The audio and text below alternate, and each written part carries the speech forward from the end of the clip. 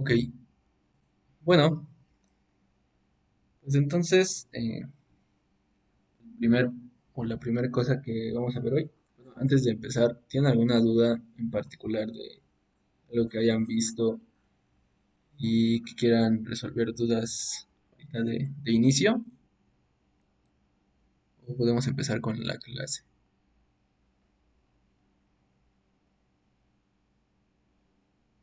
No, nada. Ok, bueno, entonces, lo primero que vamos a hacer hoy va a ser probar un lema que Marco me pidió que demostrara, que usaron en clases anteriores. ¿Ok? Entonces, el lema es un resultado de sucesiones. Comentaba que algunos de ustedes no vieron como sucesiones con demasiado detalle. Entonces, ahorita vamos a tratar de que todos entendamos la demostración de este resultado. Y bueno, el lema es que si tenemos dos sucesiones, xn, yn, sucesiones de R,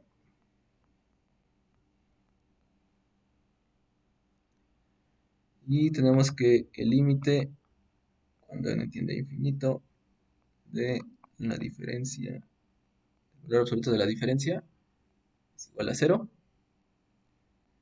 Entonces, el límite de xn, la sucesión xn es igual a L, si, solo así, el límite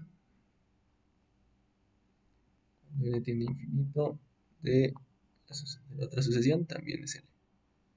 ¿Ok? Eh, bueno, entonces Marco me dijo que ustedes lo iban a demostrar, que iban a anotar la demostración. Entonces,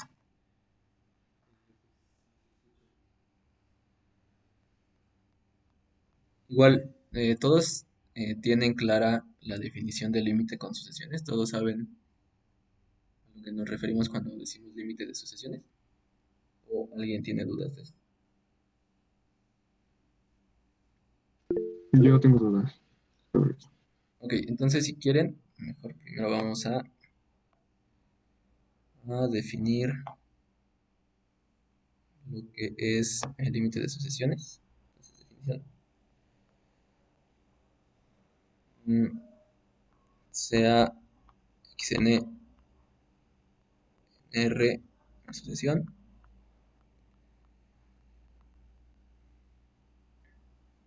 ¿Este es el mismo lema que dio el profe o es otro?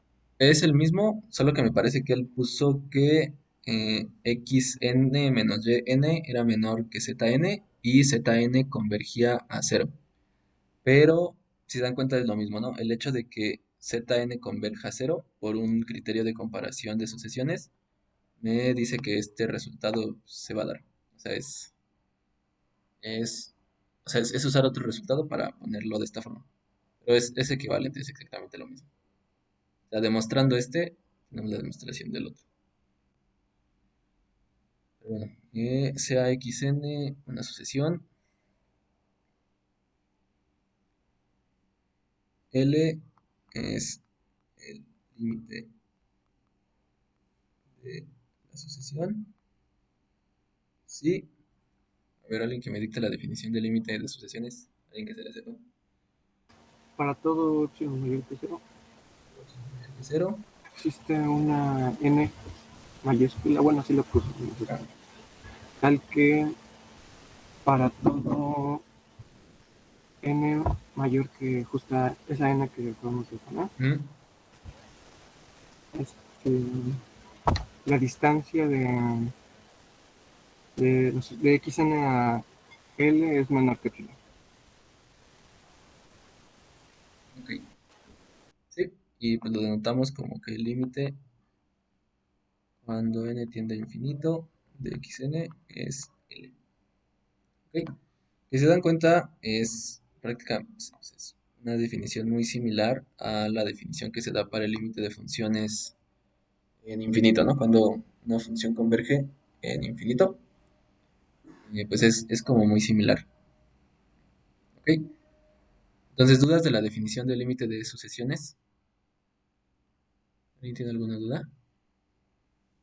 Todo claro. Es xn menos L, ¿verdad? En el valor absoluto. Menor Es a cero. x sub n menos L. O sea que todos los elementos de la sucesión a partir de esta n mayúscula, todos los elementos que siguen van a estar muy cerca de L, a una distancia menor que epsilon de L. Ah, ok, gracias. ¿Ok? Sí. Bueno, si no hay una duda, bueno, si no hay ninguna duda de la definición de límites de sucesiones, ahora sí, ¿cómo demostrarían este teorema? Bueno, perdón, este lema. ¿Qué se les ocurre? Empezar a partir desde la hipótesis, ¿no? Asumimos que pues existe el límite de xn menos yn. ¿Ok? Entonces, bueno, entonces, sabemos que existe el límite de xn menos yn. Y además, no solo sabemos que existe, sino que es cero. ¿Ok? ¿Qué más? O sea, ¿qué querían después? Piensen en qué es lo que necesitan. ¿Quieren probar? O sea, aquí pues tenemos que hacer dos demostraciones, ¿no? La ida y el regreso de este lema, ¿no? Porque pues, es un círculo así. También podemos suponer que el límite de xn cuando n tiene infinito es igual a n para hacer la ida. ¿Ok? Entonces vamos a hacer primero la ida. Era lo que te iba a preguntar yo. Aquí como es bueno, como es una implicación y después un sí, solo sí, ¿se toman como hipótesis esos dos? Que el límite de xn menos yn es igual a cero y que el límite de xn es igual a l. Sí, justo esta primera hipótesis que está aquí es una hipótesis general.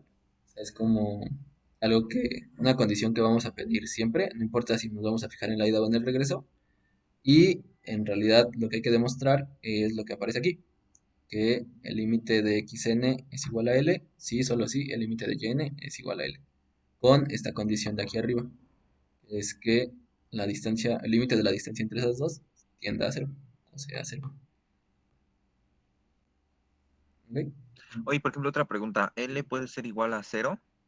Sí, O sea, por ejemplo, ¿sí? sí, sí, puede ¿Podríamos ser llegar a que cualquier. el límite de las dos es cero también? Sí, sí, sí, sí, sí, sí, sin problema. O sea, L puede ser cualquier número real. Adelante, David. Podríamos aprovechar una propiedad, ¿no? O sea, básicamente podemos decir que, bueno, el límite de n cuando tiene infinito por ejemplo, de alguna sucesión como an, por ejemplo, es igual, es igual al límite ¿cómo se llama? Es igual al límite de la sucesión, pero sin el valor absoluto. Ah, ok, o sea, tú te refieres a tomar una nueva sucesión que sea xn menos yn, ¿no? Ajá. Y, ok, ¿y qué puedes decir de esa sucesión? Este, que entonces, como tal, sería el valor absoluto de cero. Entonces, pues es cero. En pocas, Ah, ah, ok, ahí, entonces, lo que tú quieres usar sería entonces que si el límite cuando n tiende a infinito de xn menos yn es igual a cero, entonces, límite cuando n tiende a infinito de xn menos yn sin el valor absoluto es igual a cero. Si entiendo bien, ¿qué es lo que quieres usar? sí. Y, a ver, pregunta, ¿eso es cierto? ¿Eso se vale? Ay, no funciona, es al revés. Es Ajá, cuando justo, tenemos como hipótesis, que no tiene valor absoluto, no. exacto. Cuando, o sea, este resultado, esto no es cierto en general.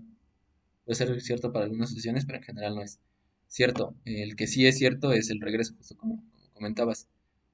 Si yo sé que la sucesión converge a un valor, cero en particular, sé que el valor absoluto de esa sucesión también va a converger y va a converger al valor absoluto del valor, que en este caso pues sería cero, ¿no? Yo creo, bueno, la verdad, no se me ocurre tampoco cómo podríamos quitar el valor absoluto, pero creo que habíamos visto ya, no sé si eran teoremas o simple, o bueno, resultados, que nos decían que, por ejemplo, que el límite de las operaciones de sucesiones como que lo podíamos dividir, ¿no? ¿ok? Entonces, pues si tenemos que existe este límite, podríamos, no sé, suponer que existe el límite de los dos por separado o algo así. Es que no recuerdo bien cómo eran, ahorita los reviso. Ok, sí, justo las operaciones con límites nos dicen que si existe el límite de una sucesión y existe el límite de otra sucesión y los conocemos, entonces el límite de la suma va a ser la suma de los límites, el límite de la diferencia va a ser la diferencia de los límites. Pero checa que justo ahí lo que pedimos como condición es que existan ambos límites. Y en este caso, pues es lo que queremos demostrar, ¿no? Que ambos límites existen. O sea, tenemos la existencia de uno de los dos y tenemos la existencia del valor absoluto de la diferencia. Pero, y queremos saber el del otro sumando, por así decirlo. Entonces no podemos utilizar como tal los teoremas de operaciones de límites de sucesiones. Ok, Luis propone una opción que es decir que existe un n1 en los naturales, tal que todo lo que está en el valor absoluto es menor a epsilon medios. O sea, utilizar directamente la definición del límite, ¿no? Y vamos a intentarlo, ¿no? O sea, recordemos que queremos probar que un límite existe y que es igual a L, ¿no? Eh, entonces, pues vamos a proceder, vamos a tratar de hacerlo utilizando la definición del límite. Entonces, Oye, yo tengo una pregunta así un sí, poquito, inclusive medio absurda, no sé si la quieres ver, pero por ejemplo, al decir que el límite existe, no estaremos en, o sea, tenemos que forzosamente poner la condición de que existe el límite y de que es L, o porque pues L es un número cualquiera. No podríamos simplemente decir que el límite existe y ya con eso como quedamos por hecho que es igual a, pues a L o a algo. no, el probar la existencia de algo no te asegura su valor. Es como en el caso de las integrales. Hay muchos resultados que te dicen que la integral existe o que se puede calcular la integral, pero no te dicen el valor de la integral. ¿Ok? Entonces, el saber que algo existe no te asegura conocer su valor. Y de hecho es algo que pasa mucho en matemáticas, ¿no? Que a veces basta con poder comprobar la existencia de algo, aunque no sepas qué es ni cómo se ve, pero con que sepas que existe, pues ya tienes muchos resultados muy fuertes. Pero en este caso, pues sí queremos probar que justo el valor del límite para ambas sucesiones va a ser el mismo, porque es el resultado importante aquí. No tanto que exista el límite, sino cuál es el valor que toma ese límite.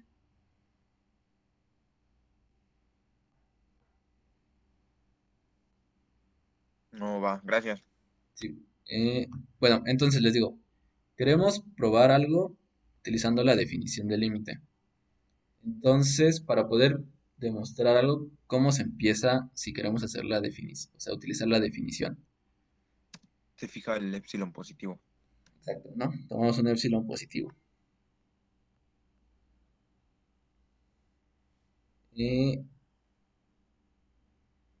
y bueno, entonces, como comentaba Luis, vamos a utilizar, o sea, justo vamos a utilizar los dos límites, o sea, el límite que sabemos que existe, que es el de acá arriba, ahí, el de acá arriba, y vamos a utilizar que existe este límite y que sabemos cuánto vale, ¿ok? Entonces, pues vamos a hacerlo, ¿no?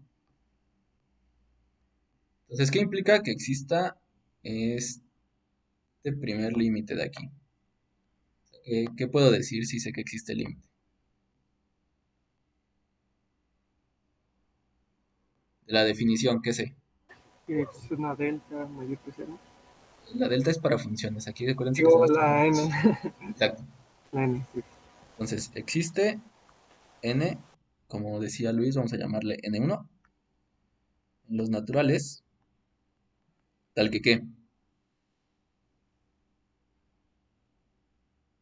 Tal que Para para toda toda epsilon. n mayor que n1. Para toda n mayor que n1, ¿qué tengo? La distancia de xn a el límite, no, a cero, es menor que epsilon, ¿no? Sin embargo, ahí nos comentaba Luis que va a ser conveniente tomar en lugar de epsilon, epsilon medios. Si todos ven por qué nos va a resultar conveniente. ¿Por qué? O sea, piensen que en algún momento voy a utilizar dos límites, ¿no? El límite de aquí y el límite de acá. Entonces, de alguna forma, en algún momento voy a tener que sumar dos cantidades. Y lo que me gustaría, pues, es ver que se van cancelando términos y cosas así, ¿no? Entonces, si yo voy a sumar estas dos cantidades, si aquí pongo epsilon, al final me va a quedar algo de 2 epsilon. Entonces, nada más para que al final me quede lo que quiero, que es menor que epsilon, pues tomo epsilon medios. Así ya aseguro que al final me quede lo que quiero probar, ¿no? Pero bueno, eso ahorita ya lo verán. Es más, podríamos dejarlo con epsilon, para que vean que al final va a salir ahí 2 epsilon. Mira esto. Pero bueno, entonces tengo este primer resultado. Pero bueno, lo puedo simplificar, ¿no? La desigualdad de aquí, la puedo simplificar. Cero no afecta a nada y doble valor absoluto sigue siendo el valor absoluto. Entonces, puedo concluir que la distancia de xn a yn es menor que epsilon para toda n mayor que n1. ¿Sí? ¿Estás de acuerdo? Esto igual se puede hacer con epsilon medios, ¿no? Ajá, se podría hacer. Pero vamos a dejarlo ahorita así y ahorita vemos, lo corregimos para ver por qué ponemos 12, digo epsilon medios, ¿no? Que es lo que nos conviene. Ok. Eh, entonces, más bien aquí voy a definir la epsilon, o la voy a fijar desde aquí arriba, porque desde ahí ya la estoy usando, ¿no? Y si la defino más abajo, pues no tendría sentido que lo use desde antes. Entonces, ahora sí la ida. Eh, entonces, suponemos que el límite cuando n tiende a infinito de xn es igual a L. Voy a hacer la ida, ¿no? ¿Qué implica esto? Pues que existe un N2 en los naturales, Existe un n2 naturales. tal que para toda N minúscula mayor a N2, Ah, eh, el valor absoluto de la sucesión menos L sí, es menor que epsilon. es menor que epsilon, ¿no? Eh, y bueno, entonces ya tengo estos dos resultados. Tengo este de aquí y tengo este de acá, ¿no? Eh, y bueno, como decía Luis, lo único que tenemos que hacer ahora es pues sumar estos dos resultados y ver, ¿verdad? Ok, entonces, epsilon más epsilon es mayor que xn menos yn más xn menos l. ¿Sí? Una pregunta, Sí. o sea, aquí eh, creo que implícitamente estamos aplicando los teoremas que habías dicho hace rato, ¿no? De las operaciones. Ah, no, aquí no estamos usando ningún teorema de operaciones. Nada más es pura definición de límite. Ok, ok. Y, Oye, entonces aquí directamente es en donde sale lo que mencionabas del epsilon medios, ¿no? Porque aquí ya nos da 2 epsilon. ajá, exacto. ¿Se dan cuenta? Aquí nos va a quedar, o sea, aún tenemos que ver que esta suma sea efectivamente yn menos l, o que sea mayor que esa que yn menos l. Pero justamente aquí, como comentabas, nos quedan ya las dos epsilon que nos van a molestar, porque queremos que nos quede epsilon, ¿no? Al final.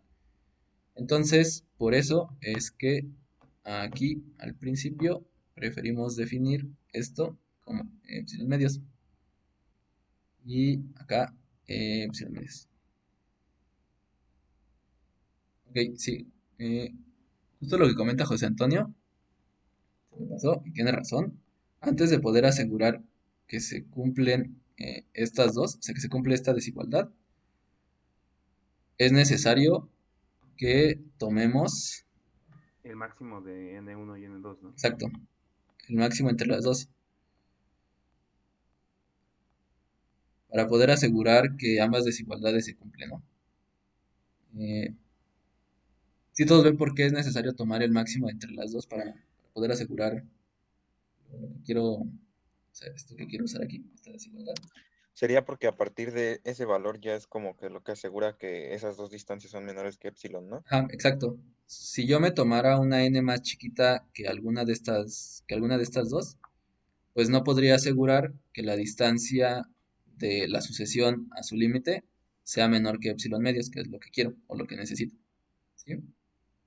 Y tomándola como el máximo, puedo asegurar que tanto para la sucesión, esta sucesión, que es la diferencia, y para esta otra sucesión, se va a cumplir la desigualdad que quiero con las épsilons, ¿no? Ok, entonces, ahora sí, ya tengo esa n igual al máximo entre las dos n's. Y por conveniencia, entonces, voy a tomar epsilon medios más epsilon medios. Y ahí me va a salir la epsilon que quiero. Ahora, del otro lado, tengo esta suma. Justo comentaba Luis que hay que utilizar la desigualdad del triángulo, pero antes de meter la desigualdad del triángulo como tal, necesitamos cambiar este término de aquí. Porque, si recuerdan, la desigualdad del triángulo me dice que si yo tengo es que la distancia entre A, o sea, el valor absoluto de A más B es menor o igual que el valor absoluto de A más el valor absoluto de B. ¿Sí? ¿Todos recuerdan la desigualdad del triángulo? Sí. Sí, Entonces, pues precisamente lo que quiero usar es esto de aquí. Pero si lo hago tal cual, así como tengo estos resultados, me quedaría que el valor absoluto de xn menos yn más xn menos l, o sea que esta cantidad es menor o igual que la suma de los valores absolutos. Pero pues no es lo que busco, ¿no? Esta cantidad no me va a resolver el problema, no va a ser, no me va a dar la solución que quiero. Entonces, ¿qué es lo que tengo que hacer para que funcione? Hay que hacer un paso intermedio antes de usar la desigualdad del triángulo. Que la distancia, que es lo mismo xn menos yn en valor absoluto que yn menos xn, también en valor Exacto, absoluto. sí, justamente. Cuando tengo una diferencia en valor absoluto, el valor absoluto de una diferencia, no importa cómo ponga los términos de la diferencia, ¿no? O sea, es lo mismo la distancia de xn a yn que la distancia de yn a xn. ¿Ok? Y eso es como para que quede, ahora sí que por decirlo así, como el cero en medio, ¿no? Que sería xn. Ajá, pues no que quede en medio, podría ponerse al revés, en realidad pues no importa, pero sí para que pueda cancelar esta xn de aquí con esta otra xn de aquí, que son las que me estorban, las xn, porque quiero que me quede yn menos l. Ok, y pues ya, entonces aquí ahora sí puedo aplicar directamente la desigualdad del triángulo. Entonces, esta cantidad de aquí arriba va a ser mayor o igual que yn menos xn más xn menos l. Y pues esta cantidad no es más que yn menos l.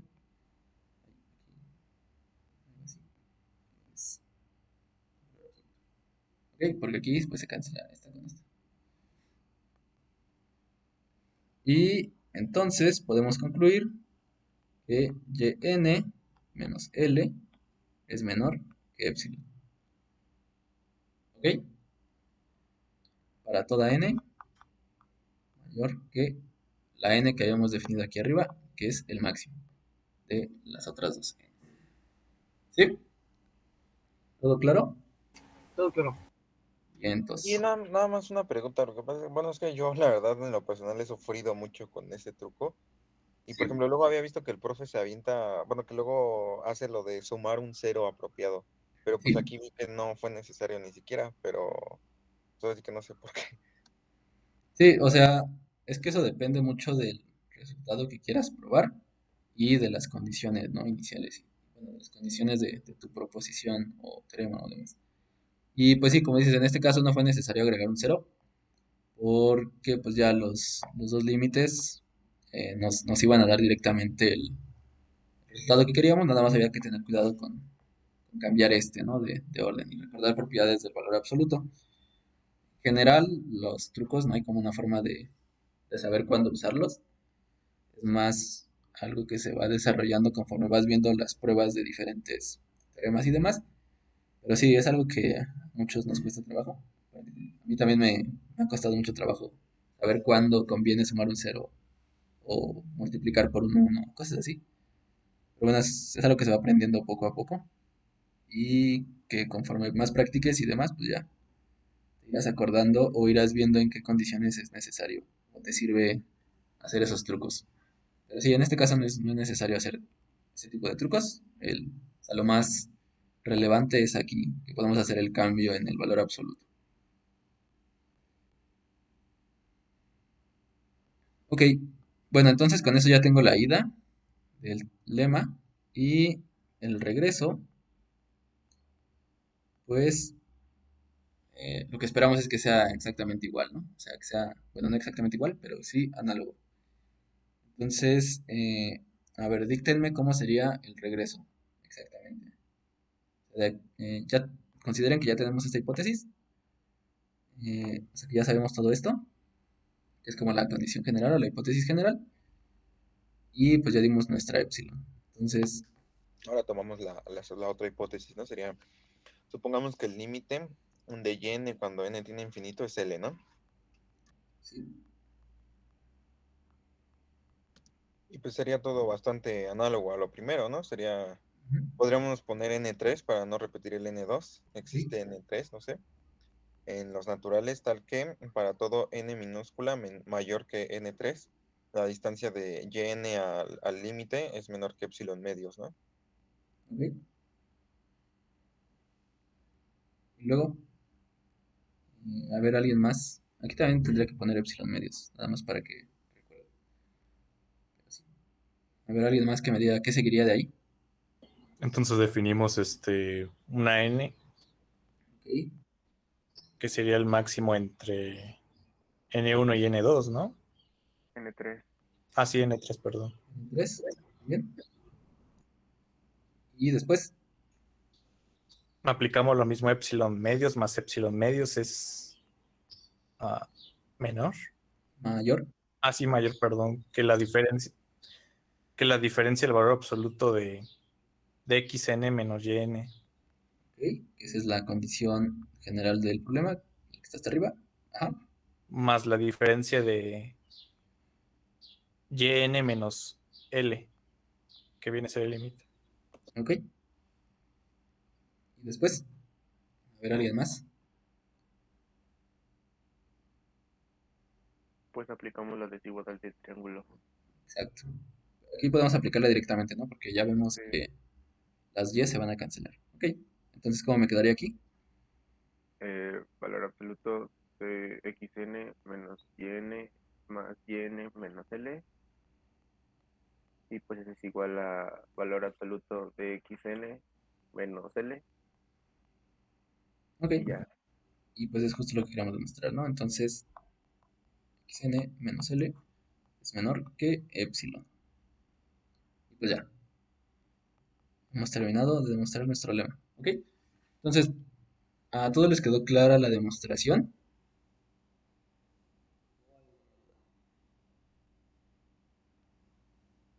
Muy claro.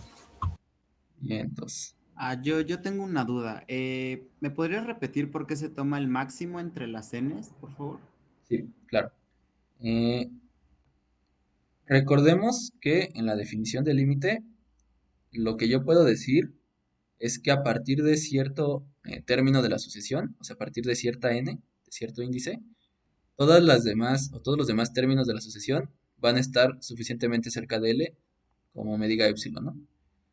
En este caso, en el caso del teorema, lo que tengo es que para esta primera sucesión, que es el valor absoluto de la diferencia de estas dos, voy a tener una n a partir de la cual yo puedo asegurar que la distancia de la sucesión al límite es menor que epsilon medios o epsilon, ¿no?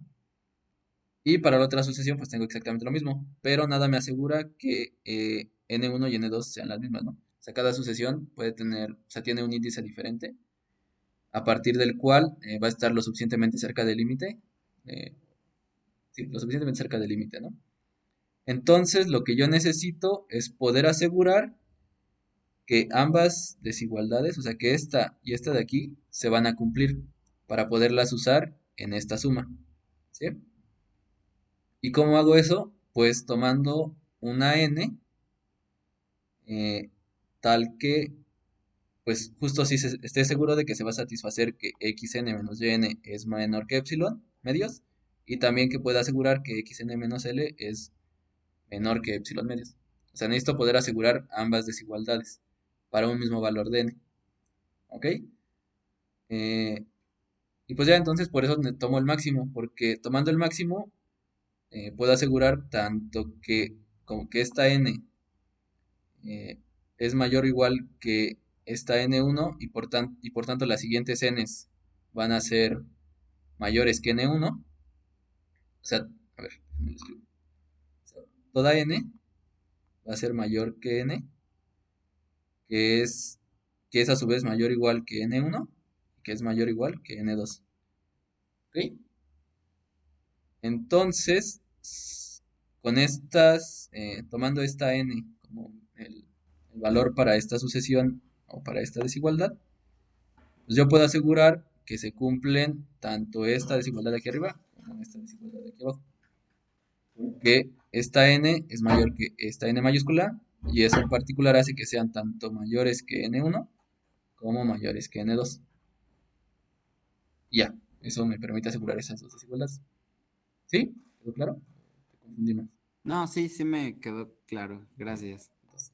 Y justo gracias a este comentario, me di cuenta de que me faltó algo de escribir en las demostraciones, y es que hay que decir, eh, justo decir esto, ¿no? Esta partecita de aquí.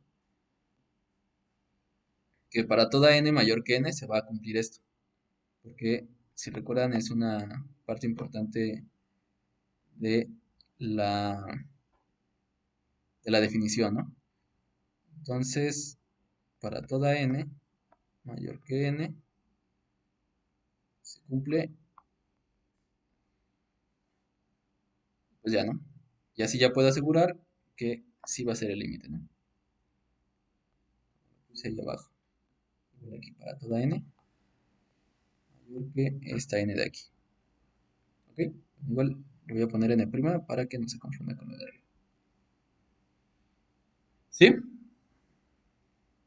¿Todo claro? Me surgió una Sí. duda. Adelante. ¿Por qué en la implicación en la primera, por qué no se puede usar directamente la desigualdad del triángulo?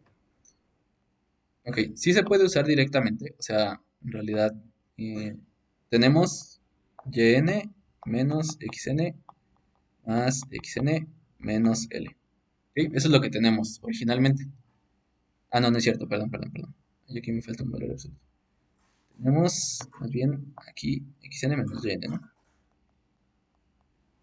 Eso es lo que tenemos, ¿no? Originalmente. Y pues podemos usar la desigualdad del triángulo porque al final son dos valores absolutos y pues todos sabemos que se va a cumplir siempre la desigualdad del triángulo. Entonces podríamos usarla sin ningún problema, xn menos yn más xn menos l.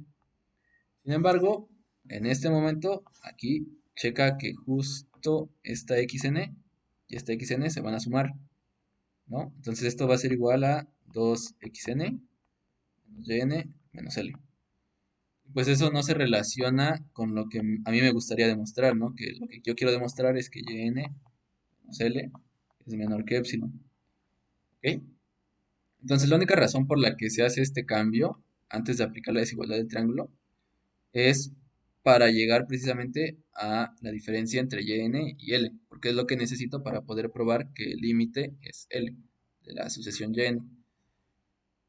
O sea, sí puedo aplicar la desigualdad del triángulo, pero para la demostración que quiero hacer no me va a resultar útil, sino que me va a resultar útil cambiar el orden de los sumandos de ese término, ¿no? O sea, no es que no se pueda aplicar, sino que no me resulta útil, o sea, no me es conveniente. Ya nada más por eso se hace el cambio. ¿Sí? Sí, muchas gracias. Sí, no hay de qué. ¿Alguna otra pregunta?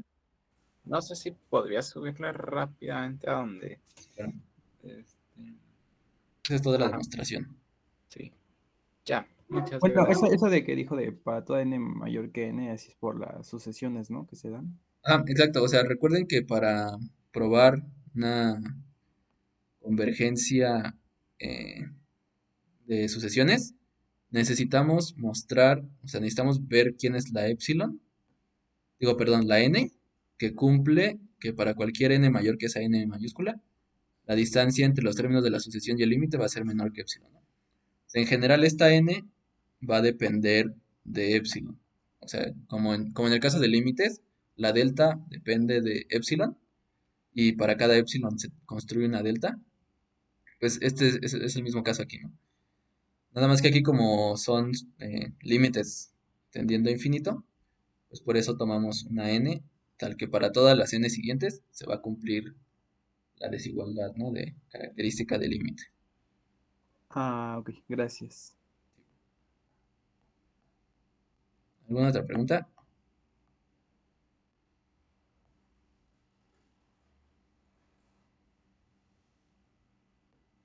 Ok.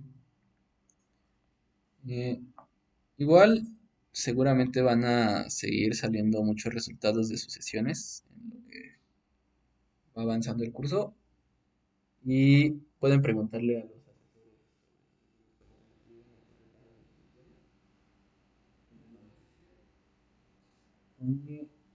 Y pues cualquier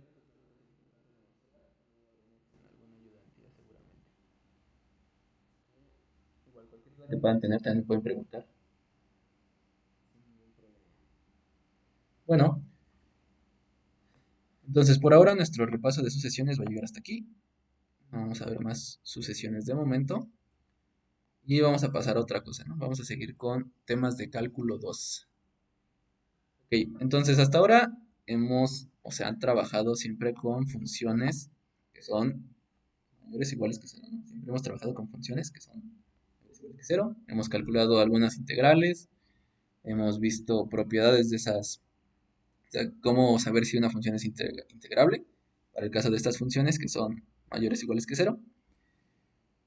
Pero sabrán de esos cursos de preparatoria que no es, o sea, el concepto de integral no es exclusivo para funciones positivas, ¿no? O mayores o iguales que 0, sino que también para funciones que son menores o iguales que 0 o que son mayores, o sea, que van en todos los reales, pues también se define una integral, ¿no? Y pues precisamente vamos a empezar a ver un poco de eso. Vamos a ver qué onda con las integrales, qué significa que un área sea negativa, cómo lo podemos interpretar y demás cosas, ¿no? Pero antes de llegar a esa discusión, pues vamos a hacer unas cuentas, ¿no? Para irnos empapando de esta cosa. Entonces, como primer ejercicio de hoy, vamos a calcular la integral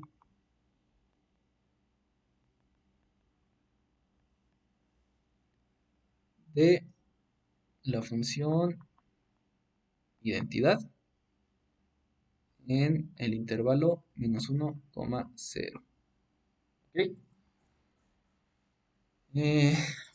Recordarán que la semana pasada hicimos el cálculo de la integral, o bueno, más bien tratamos de hacerlo. Integrar la función identidad en el intervalo 0, b, o sea, de 0 a b. Y recordarán que llegamos a un resultado que habíamos dicho, o que habíamos obtenido usando particiones homogéneas, ¿no?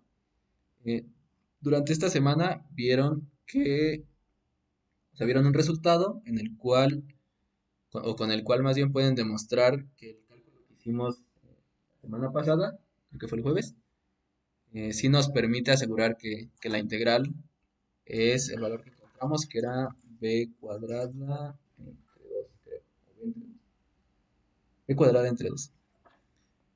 Que es justo un resultado que tiene que ver con la norma de la partición, ¿no? Que si la integral inferior y la integral superior se pueden definir como los límites cuando la norma de la partición tiende a cero, de la suma superior o de la suma inferior, según corresponda el caso. Entonces ahorita vamos a tratar de hacer algo así, pero esta vez vamos a calcularla utilizando la definición de integral de Riemann.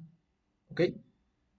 Entonces, ¿todos recuerdan la definición de integral de Riemann? ¿Todos la tienen fresca?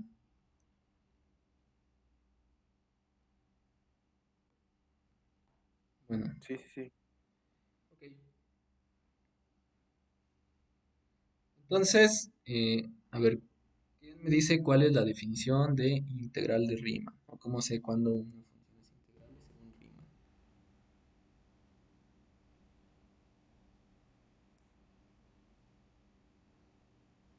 Pues sea f una función de un intervalo a b a los reales, ¿no? Ok, Este,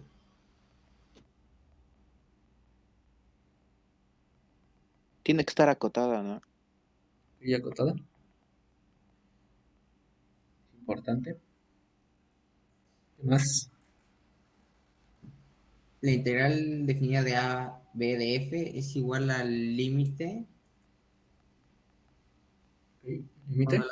la norma de la partición tiende a cero Ok, de la suma de Riemann. O sea, ese es función de la partición P y un conjunto así. el conjunto de puntos, ¿no? Donde los que evalúo mi función. Ok, entonces, ¿qué necesito para demostrar o para calcular una integral utilizando la definición de Riemann? Me parece que ya habían hecho algo así en clase. Es, es exactamente lo mismo lo que vamos a hacer aquí. Vamos a ver si se acuerdan. Pues primero definimos la partición, ¿no? Ok, entonces tomamos una partición. Una partición de, en este caso, el menos 1,0, que es el intervalo en el que yo quiero integrar mi función. Ok, ¿y qué más? ¿Tomo la partición como una partición cualquiera o le pido algo en particular? Pues que sea homogénea. Eh, Nada más le voy a contestar primero a Alonso. No partimos de que sea integrable. De hecho, si demostramos eh, que este límite existe, entonces ya podemos decir que es integrable, ¿no? Más bien solo partimos de que es una función acotada. Ok, entonces, sí, como comentaba, no recuerdo quién fue, pero bueno, comentaron. Vamos a tomar una partición homogénea. Bueno, ya sabrán que tomamos particiones homogéneas porque son mucho más fáciles de tratar a la hora de hacer cuentas. Y, y pues sí, pues, nos van a servir, ¿no? Nos hacen más fácil la vida. Y pues al final vamos a tomar un límite que nos va a permitir calcular la integral de forma correcta, ¿no? Ok, entonces, como mi partición es homogénea, pues en particular si mi partición es x0, x1, xn, xn, ¿qué puedo decir de los puntos que forman mi partición? ¿Quién es x0? Menos 1. Exacto, x0 es menos 1. Luego, ¿quién sería x1? Menos 1 más 1 entre n. Exacto. Y luego x2 sería igual menos 1 más 2 entre n. Y así si se siguen. xy sería menos 1 más i entre n. Y xn pues sería 0, ¿no? Que, que si sustituyo aquí la n, pues me va a dar menos 1 más 1, que es 0. Ok,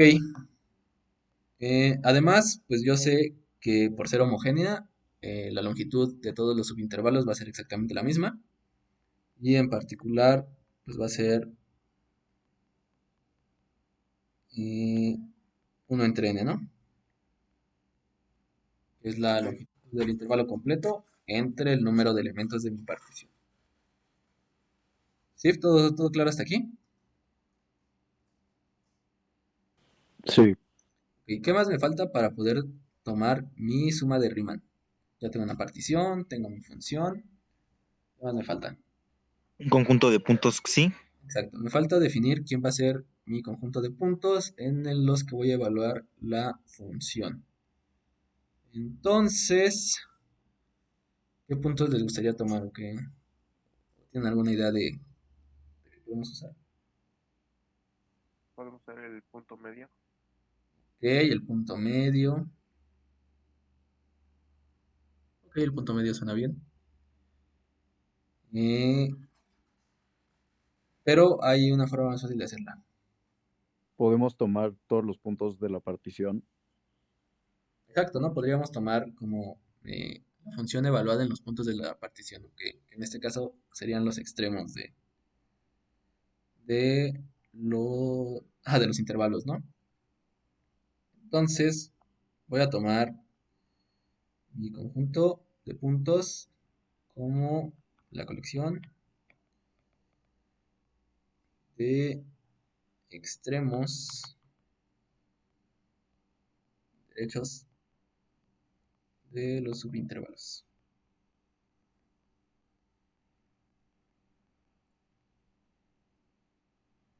Ah, bueno, también se puede hacer con los izquierdos, pero es más fácil con los derechos, porque ahí aparece el 0 y el 0 es más fácil. Pero bueno, o sea, se puede hacer de cualquiera de las dos maneras, incluso tomando los puntos medios. Esto lo hago solo para calcular, o sea, para facilitar las cuentas. Y entonces, sí, va a ser x1, x2 y así, hasta xn, ¿no? O sea, va a ser casi la misma, casi el mismo conjunto que la partición, salvo x0, ¿no? Es el extremo izquierdo del inicio. ¿Ok? Entonces, ahora sí, voy a ver quién es la suma de Riemann de mi función con esa partición y con esa colección de puntos, ¿no? Bueno, nada más para cerciorarnos, aquí notemos que xy si está en el intervalo xy menos 1, xy, que es lo que necesito de cada punto de mi colección xy de puntos, que estén dentro del intervalo correspondiente. Y pues sí, ¿no? O sea, que es el extremo, sigue estando dentro de este intervalo cerrado. Entonces sí me sirve esa colección de puntos para calcular mi suma de Riemann. Ok. Entonces la suma de Riemann de f con la partición p con El conjunto de puntos. exacto, mi colección de puntos xy, ¿quién va a ser? La Pues suma, la suma. ajá, sí, díctame. La suma de i de 1 a n Ok, de f de sí por la norma de la partición. Bueno, la partición. ajá, puede ser. O aquí tenemos la longitud del intervalo, pero pues en este caso, como tenemos una partición homogénea, todos los subintervalos miden lo mismo. Entonces la norma de la partición va a ser igual a la longitud de cualquier subintervalo. Y pues aquí podría escribir en lugar de esto como comentaba, ¿no? La norma de la partición. Por la norma de la partición, si quieren, ¿no? O sea, estos dos, o sea, la norma de la partición es igual a esta longitud del intervalo, en este caso, porque tenemos una partición homogénea.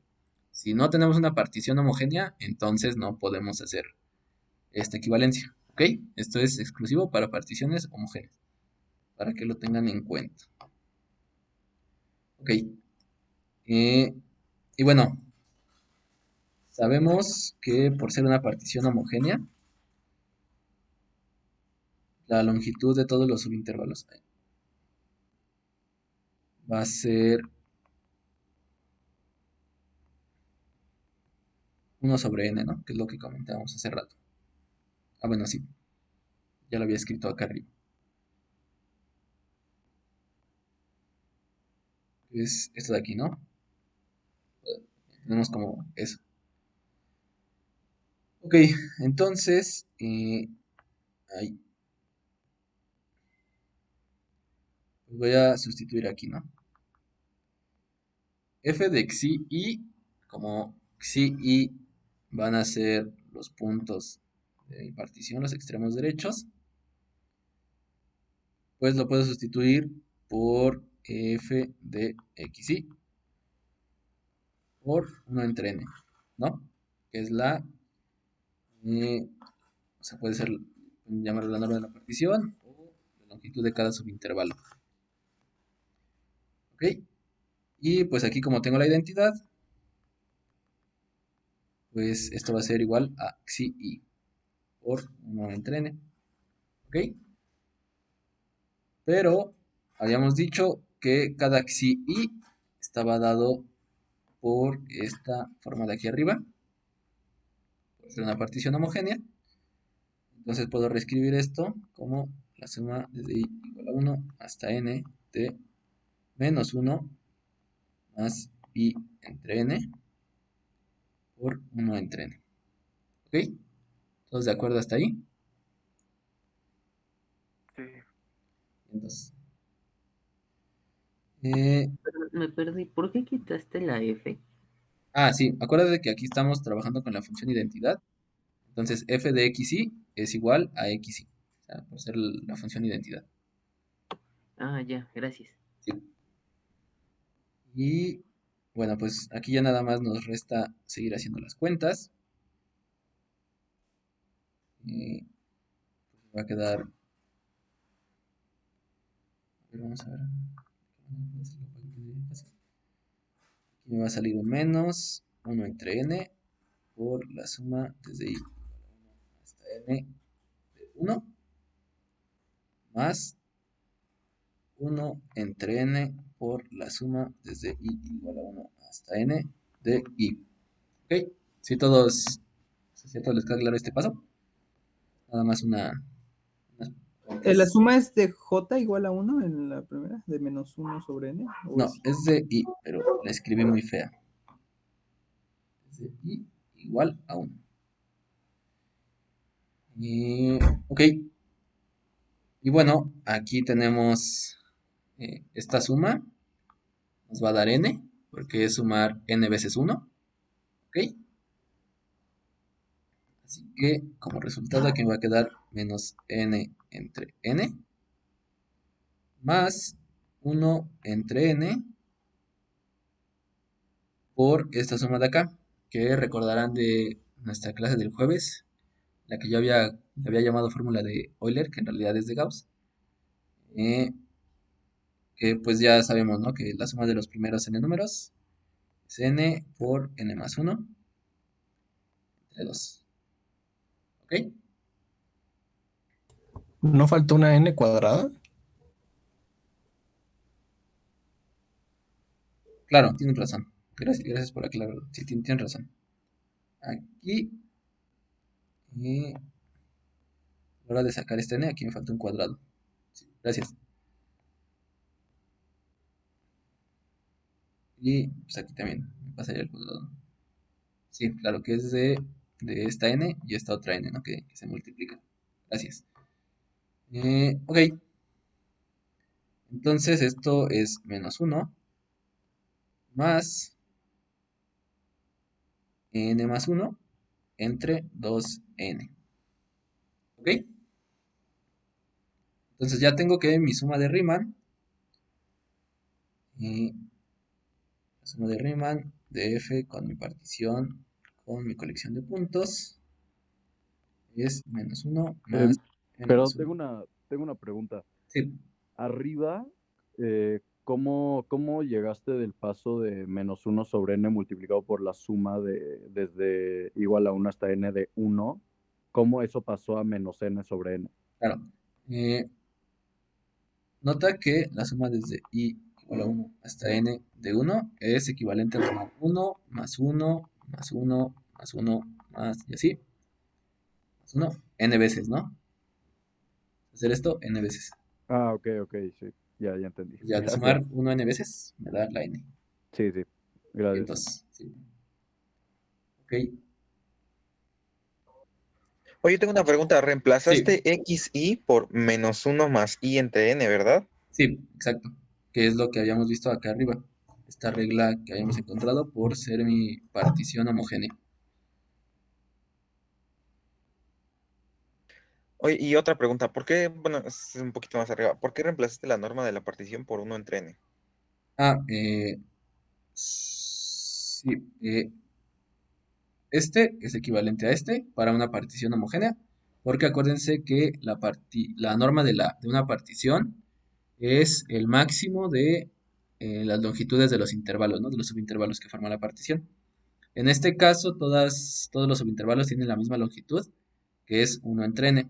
Entonces, la norma de Ah, la partición va a ser el máximo de 1 entre n, que es 1 entre n. Y por tanto, pues aquí me queda 1 entre n.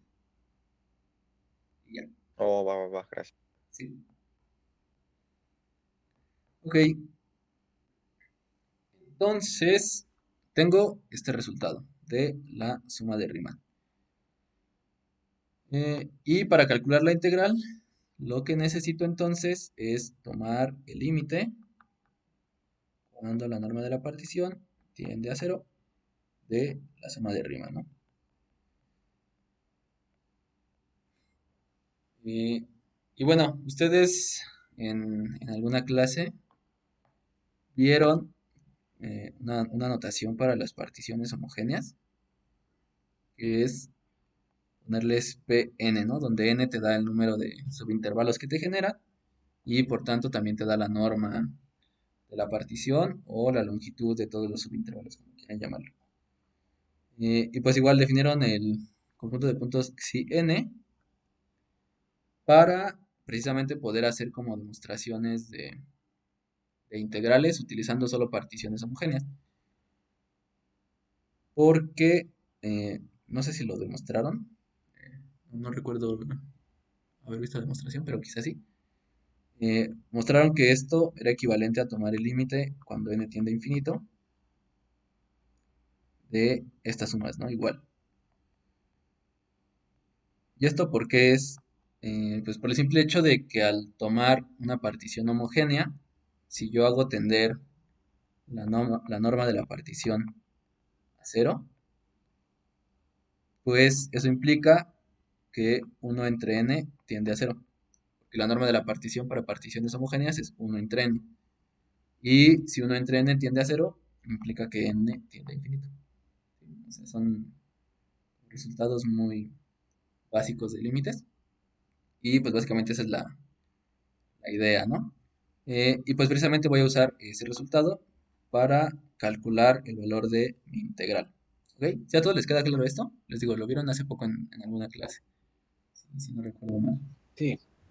Bien, entonces. Ok. Entonces, utilizando precisamente eso, tenemos que la integral de a a b, bueno, de -1 a 0 de f es el límite, cuando n tiende a infinito, de mi suma de Riemann, ¿no? Con mis particiones homogéneas, con mi conjunto de puntos asociados a cada partición homogénea. Y pues arriba encontramos que esta era -1. Bueno, el límite.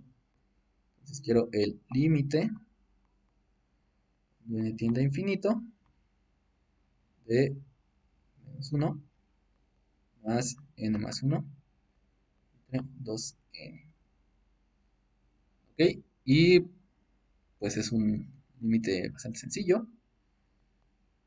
Aquí tenemos el -1 sale del límite. Es el límite cuando n tiende a infinito de n entre 2n más 1 entre 2n. Nada más es separar el numerador. Y esto es igual a -1 más el límite cuando n tiende a infinito de medio más el límite cuando n tiende a infinito de 1 entre 2n. Y pues esto es igual a -1 más un medio más 0, que es menos un medio. ¿Ok? Entonces, integral de menos 1 a 0 de mi función de identidad es menos 1/2. Una pregunta. Sí. ¿Por qué el -1 sale del límite? Acuérdate que el límite de una constante, en general, si tienes una sucesión constante o una función constante, el límite de esa sucesión va a ser la misma constante. De esa función es la misma constante. Y yo tengo la duda de por qué queda ya después como el límite de 1/2 más el límite de 1 entre 2n. Sí. Aquí, checa que tengo esta suma.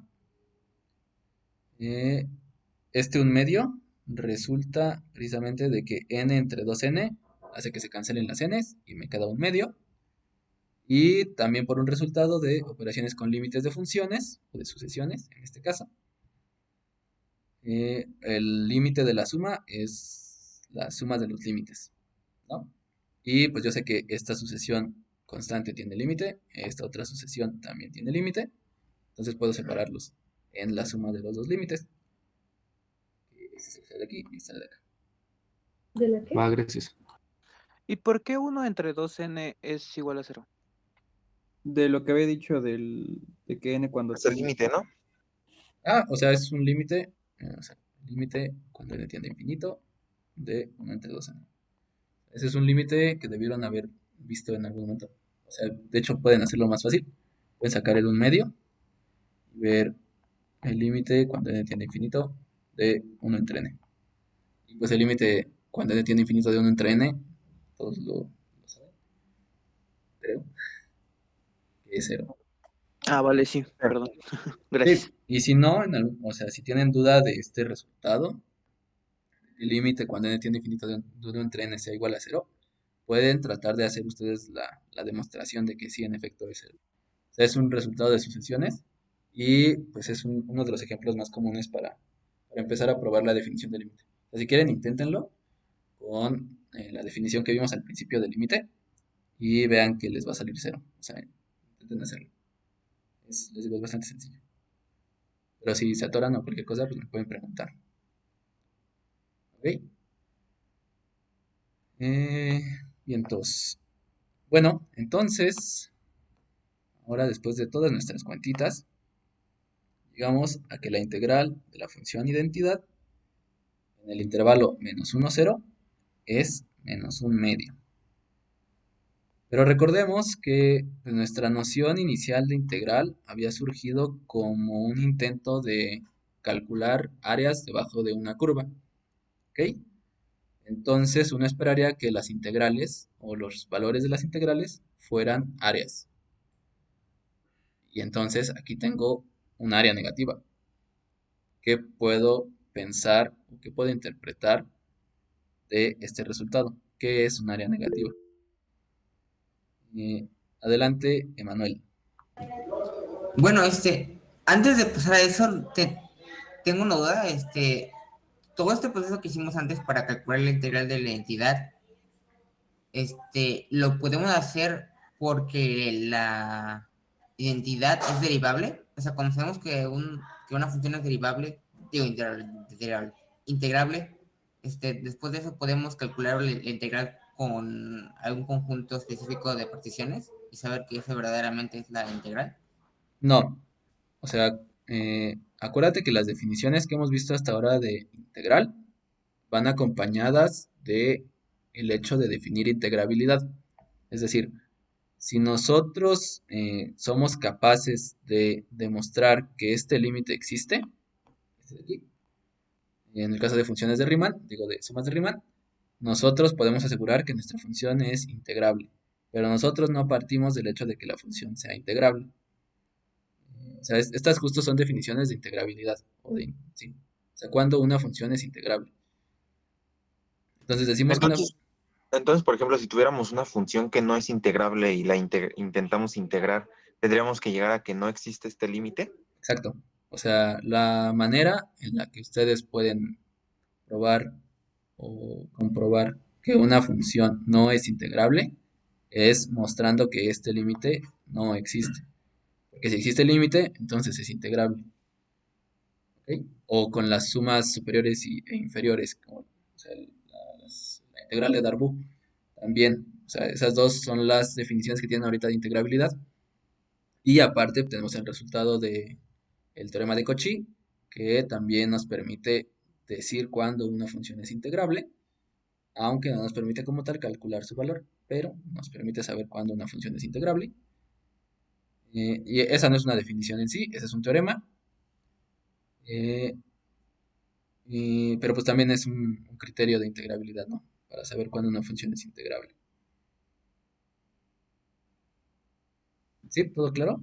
Sí, entonces cambio mi pregunta. Entonces, ¿qué es lo que nos asegura que lo que calculamos es la integral? Porque ya ves que solo ocupamos particiones homogéneas. Sí. Pues justo, o sea, a lo que nos interesa para poder asegurar que una función es integrable es que este límite exista y que sea, o sea, que exista el límite, ¿no? Básicamente. Entonces, lo importante o lo crucial en esta definición es que siempre la norma de la partición tiene que tender a cero. O sea, eso es lo que nos dice cuando una función es integrable. Que cuando tomemos particiones más y más finas, el valor de la suma de Riemann va a converger a un valor que va a ser el valor de la integral. Entonces yo me podría tomar cualquier otro conjunto de particiones cuya norma tienda a cero y pues si me da el límite, pues ya estoy del otro lado. Ahora, creo que ya entendí tu pregunta y es que, eh, o sea, el hecho de tomar cierto conjunto de particiones en particular y no cualquier otra partición, no me asegura que para cualquier partición vaya a ocurrir que el límite tienda a este valor. Pero en el caso de particiones homogéneas, se puede utilizar, ya que siempre puedes definir una partición homogénea tal que la norma de la partición sea más pequeña que tu partición, o sea, que la partición que tú quieras. eh, y pues por tanto, como esa partición homogénea es aún más fina que la partición que tú estabas dando, pues su norma va a seguir tendiendo a cero, ¿no? Entonces, puedes asegurar que simplemente, o con solo tomar particiones homogéneas, este límite sí se va a seguir siendo el mismo, ¿no? En este caso. Y solo para particiones homogéneas. Pero sí, en general, si ustedes toman el límite de una sucesión o algo así, o sea, el hecho de acercarse por un cierto número de puntos o por un cierto conjunto de puntos particulares a- a- al valor en el que quieren conocer el límite, no les asegura que el límite en ese punto sea ese valor, ¿no? O sea, hay que tener cuidado con eso. Nada, se le va, gracias. Ok. Y entonces, ¿alguna otra pregunta?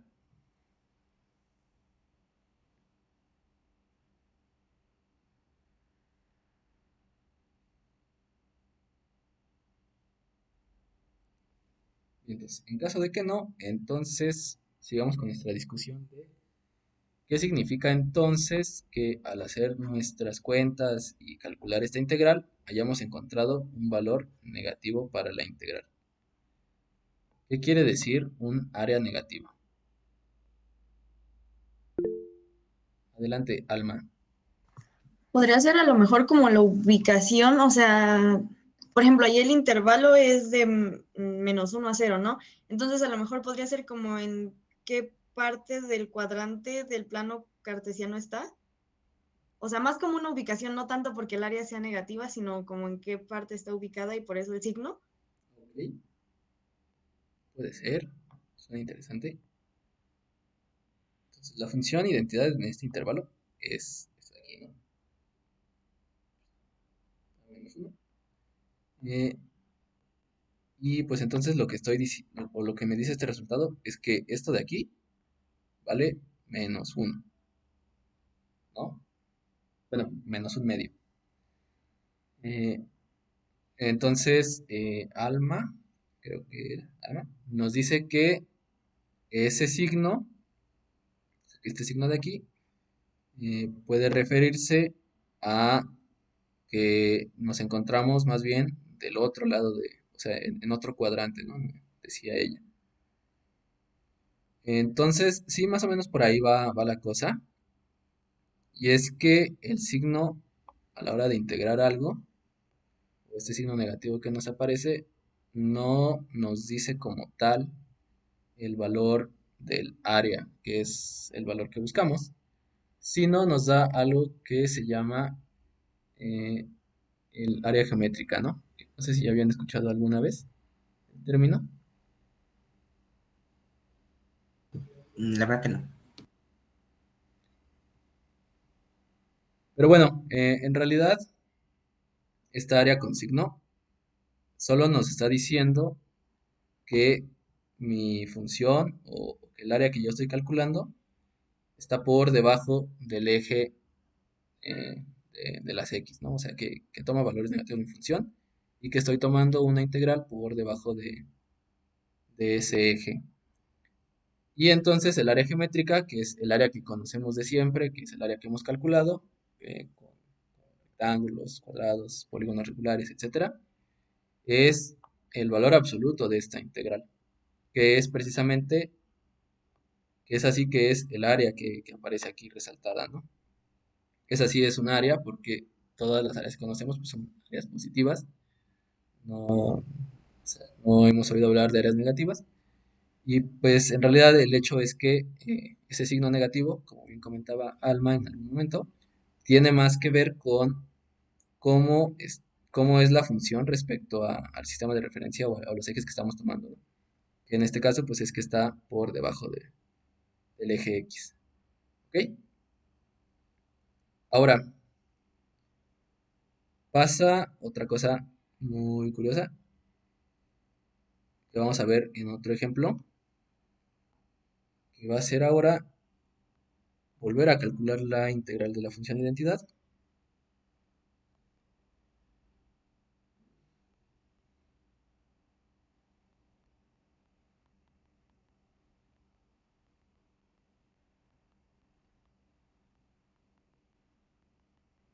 Pero en este caso lo vamos a hacer en el intervalo menos 1,1. ¿Ok? Y aquí es cerrado. ¿Ok? Y vamos a ver qué pasa.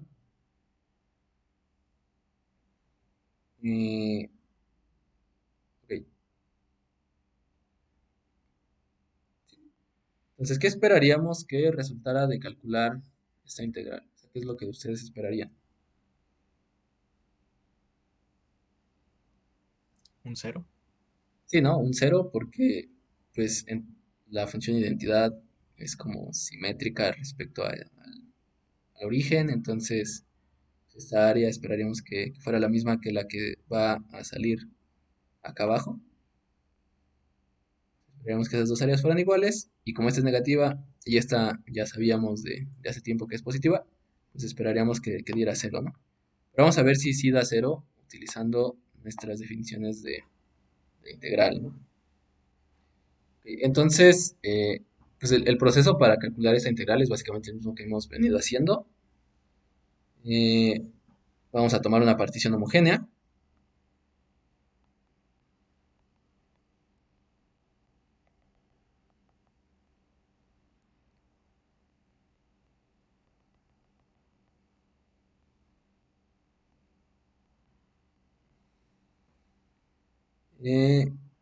Del 0, del menos 1, 1. ¿Ok? Entonces, en este caso, la longitud de mi intervalo completo es 2, ya no es 1. Y por tanto, la norma de la partición es igual a la longitud de los intervalos. Va a ser 2 entre n. ¿Sí? Es la longitud del intervalo entre el número de elementos o sea, entre el número de intervalos que me genera mi partición. Ok, entonces, pues aquí voy a tener que x0 va a ser menos 1. Luego x2, bueno, perdón, x1 va a ser menos 1 más 2 entre n.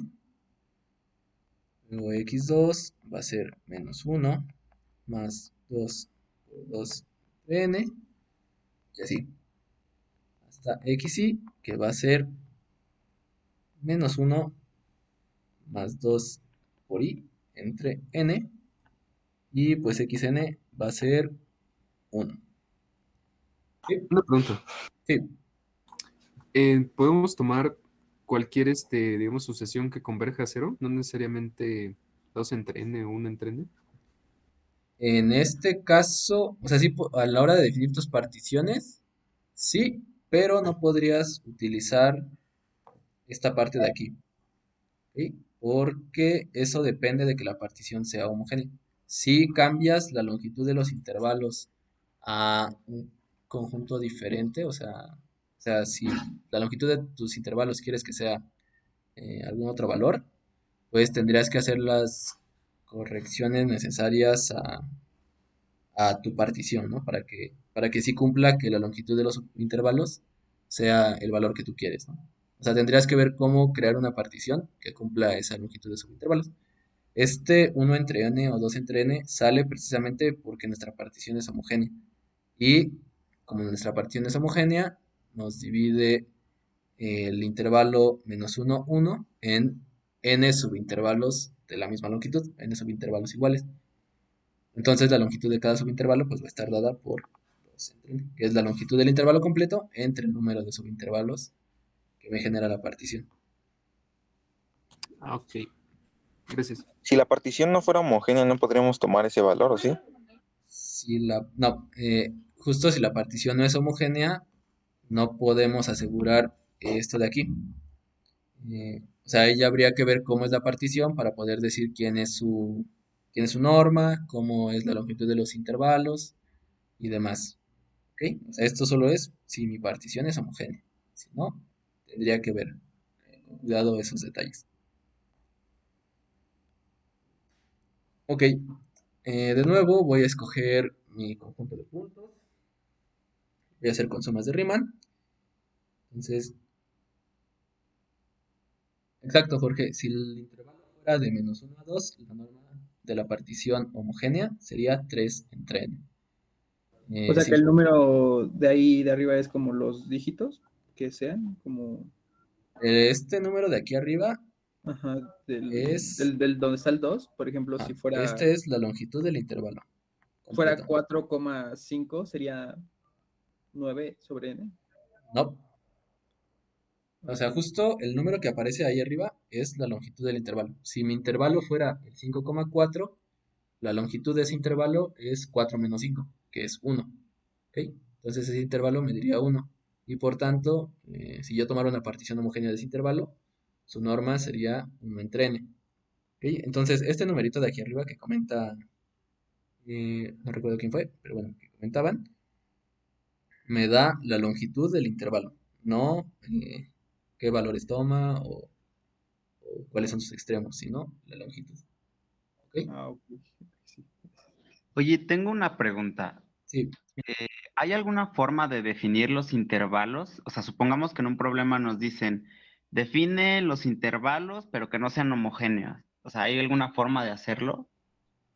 ¿A qué te refieres con definir los intervalos? O sea, ¿para calcular una integral o solo definir un conjunto de intervalos para un intervalo más Sí, grande? para calcular la integral.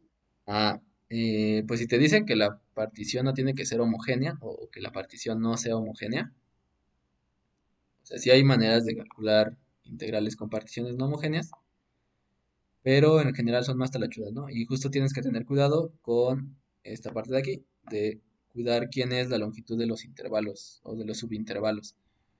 O sea, sí se puede hacer y quizás, o sea, no sé si se los pregunten en la tarea, o si hay una pregunta de eso en la tarea, pero, o sea, hay varias formas de definir una partición, ¿no? Pueden hacerlo dando todo el conjunto de puntos que van a formar su partición, o pueden darlo diciendo cómo van a ir cambiando las longitudes de los subintervalos en función de en qué subintervalo estén o cosas así, ¿no?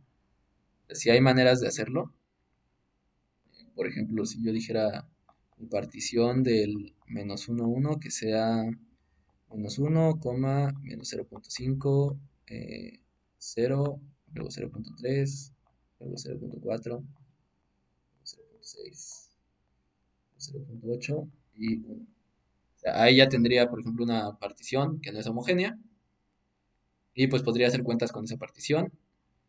Pero igual a la hora de tomar, o sea, querer calcular la integral en sí, o sea, la integral como tal, pues me enfrentaría a un problema porque necesito hacer que la norma de esta partición tienda a cero, ¿no? O sea, empezar a cambiar mi partición o dar nuevas particiones cuya norma vaya tendiendo a cero. Y la forma más fácil de hacerlo siempre son particiones homogéneas. Tomando particiones así al azar es un poco más complejo, requiere como más talacha innecesaria en general, pero se puede hacer. Ok, gracias.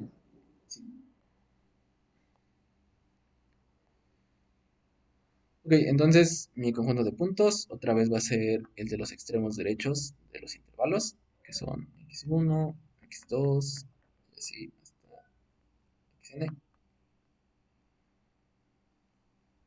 Y ya, entonces ahora voy a, sí, a calcular mi suma de Riemann.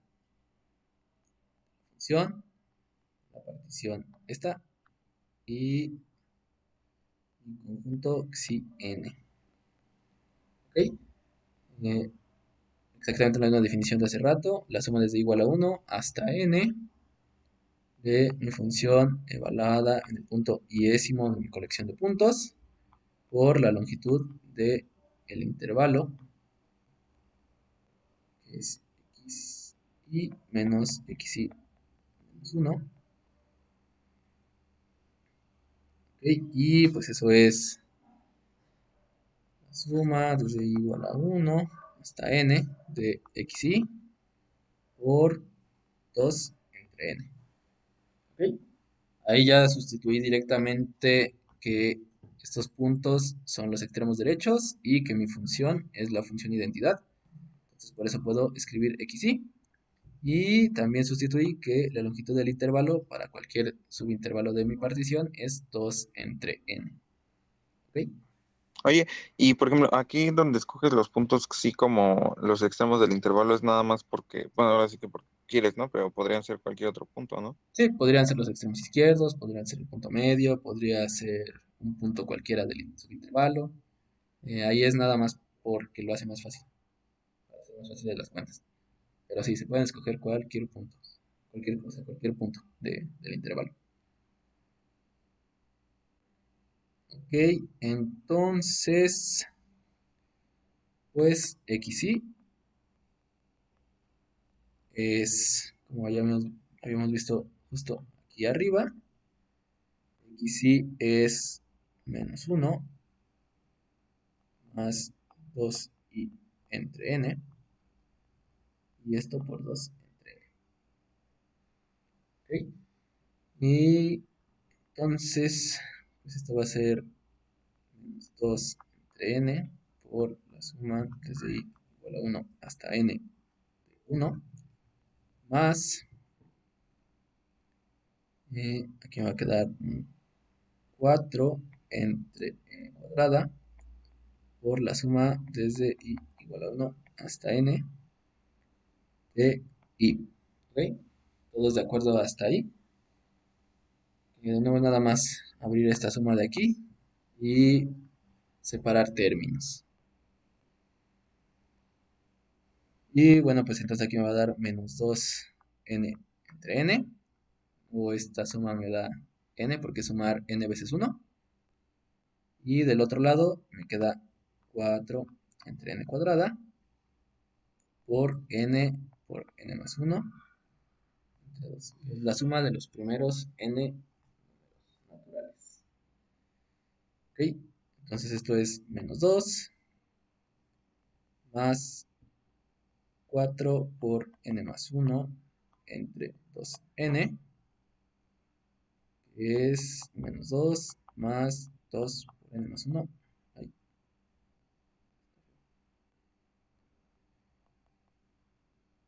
Entre n. ¿Ok? ¿Todos me siguieron hasta aquí? ¿Alguna duda? Todo bien. Todo bien. Está bien.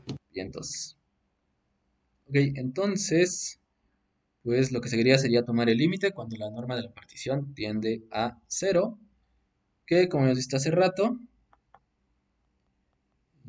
es equivalente a tomar el límite cuando o sea, cuando n tiende a infinito, ¿no? Es igual al límite, n tiende a infinito. Bueno, para el caso de la partición homogénea, la suma de f con pn y xi n. ¿Ok? Y bueno, pues vamos a calcular entonces el límite. El límite cuando n tiende a infinito de menos 2 más 2 por n más 1 entre n, este límite, y pues eso es menos 2, es el límite de infinito de 2 por n más 1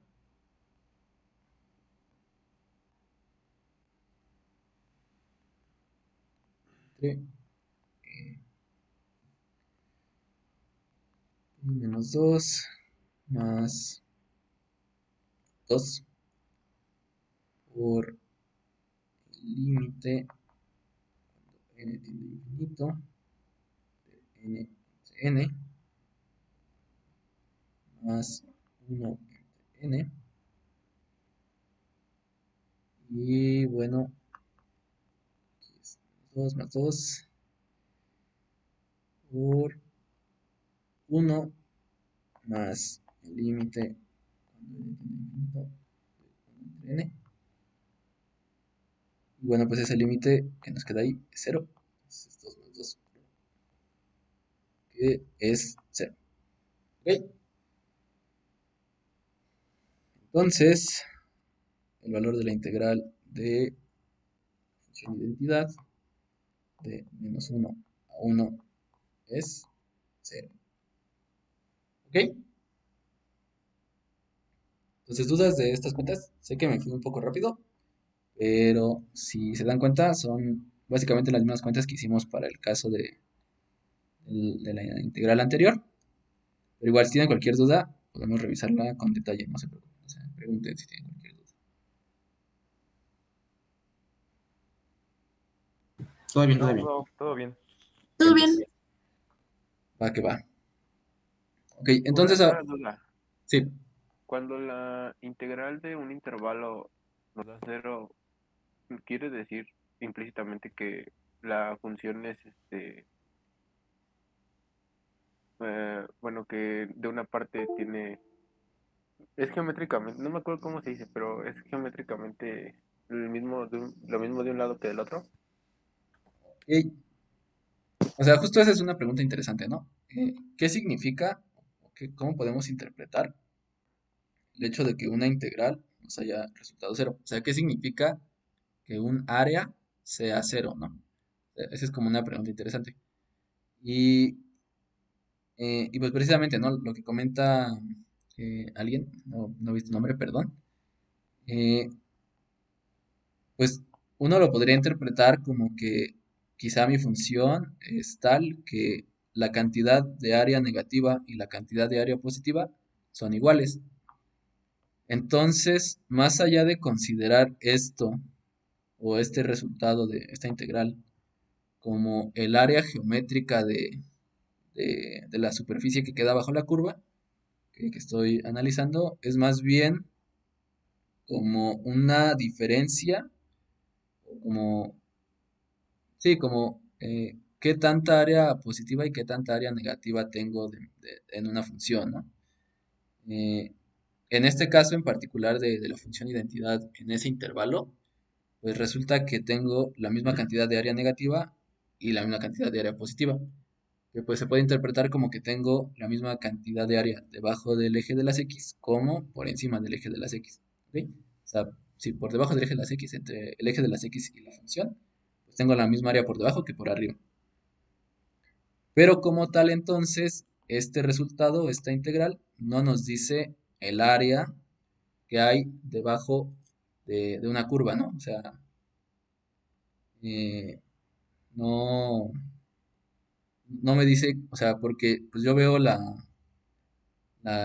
gráfica de la función identidad en ese intervalo, pues, quedaría algo así como recta identidad. Aquí está, tenemos el menos 1, aquí está el 1. Y pues yo no veo que esta integral, o sea, que esta área, o que el área de mi curva sea cero, ¿no? O sea, yo la veo y digo, ah, no, pues aquí tengo un área, aquí tengo otra.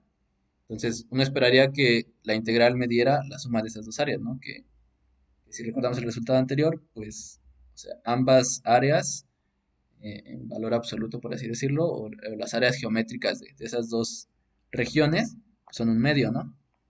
Entonces uno esperaría que la integral me dijera que la superficie o el área bajo esta curva pues es 1. Pero no, o sea, justo me dice que el área bajo esa curva es 0. ¿Ok? Entonces, pues, Entonces, ¿no nos dice si es simétrica respecto a algo? o sea, no necesariamente, porque imagínate que tienes una función tal que, o sea, no necesariamente simétrica, sino que tienes, digamos, algo así, que está así, y luego baja, y luego hace esto, ¿no? Eh, y pues tú llegas en algún momento, imagínate que esta área es la misma, o sea, el área que está por arriba es la misma que está por abajo.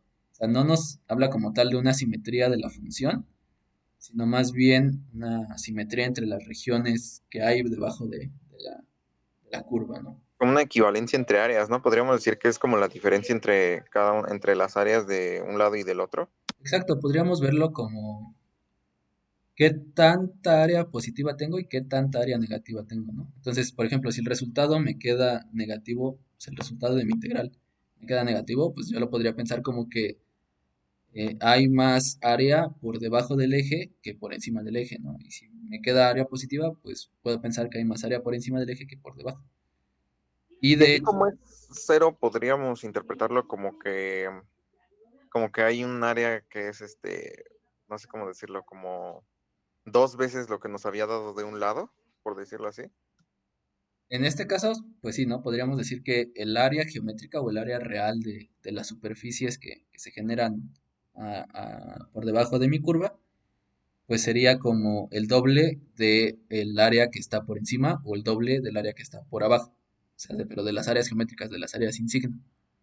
Eh, y sí, o sea, este resultado de que sea cero, pues nos dice que- que el valor real, o sea, el valor de las áreas, sí podríamos verlo como el doble de uno de los pedazos, ¿no? Ya sea el que es positivo o el que es negativo. ¿Sí? Entonces, ¿alguna duda hasta aquí?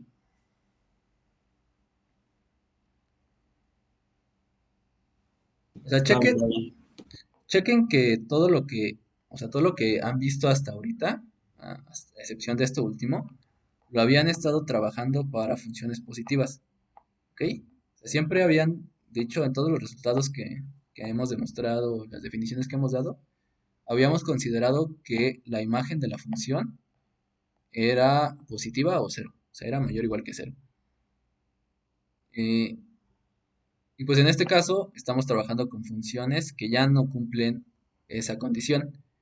Y sin embargo, pues nosotros seguimos aplicando las mismas definiciones, ¿no? O sea, en particular la de suma de Riemann, no nos importó que nuestra función no fuera positiva o cero, y aún así dijimos, ah, pues vamos a calcular su suma de Riemann.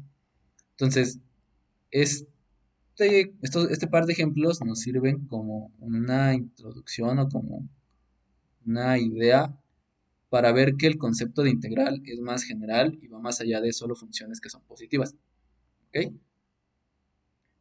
Y justamente una cosa interesante o una cosa divertida que se puede hacer y que vamos a tratar de hacer en estos 18 minutos que nos quedan es ver que pues, todos los resultados que hemos probado hasta ahora, o todos los resultados que se han probado hasta ahora de integrales y demás, se siguen valiendo aunque ya mi función no sea mayor o igual que cero. ¿Ok? Es decir, todo lo que saben de integrales o de integrabilidad o demás sigue funcionando si mi función toma valores negativos, ¿ok? Entonces vamos a ver algunos resultados o algunas definiciones y teoremas que ya habíamos demostrado y formulado antes.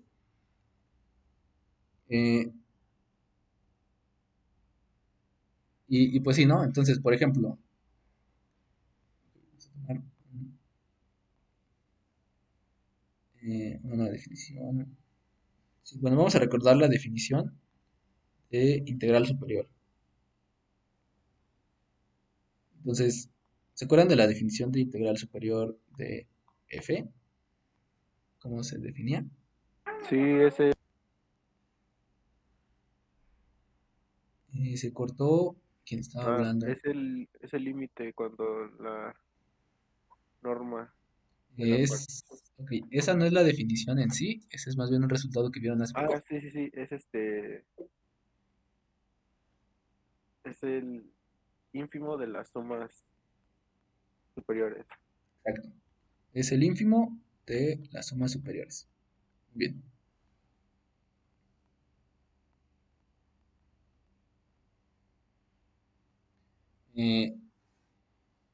Ok, entonces aquí a la hora de tomar la definición de suma superior, pues, perdón, de integral superior, es necesario que recordemos también la definición de suma superior, ¿no?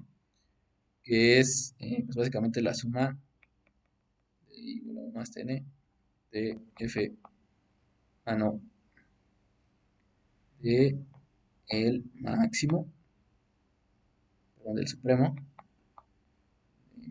de la función en el intervalo por la longitud del intervalo, ¿no? Ok, entonces, ¿qué pasa si mi función ya no es positiva? O sea, tengo mi función, mi eje, mis ejes, y digamos que tengo esta función que ya no es positiva. Ahora tengo una función negativa. Y pues tomo mi partición, intervalo, y pues tomo mi partición, ¿no? Entonces, pues voy a tener mis sumas, estamos con las sumas superiores.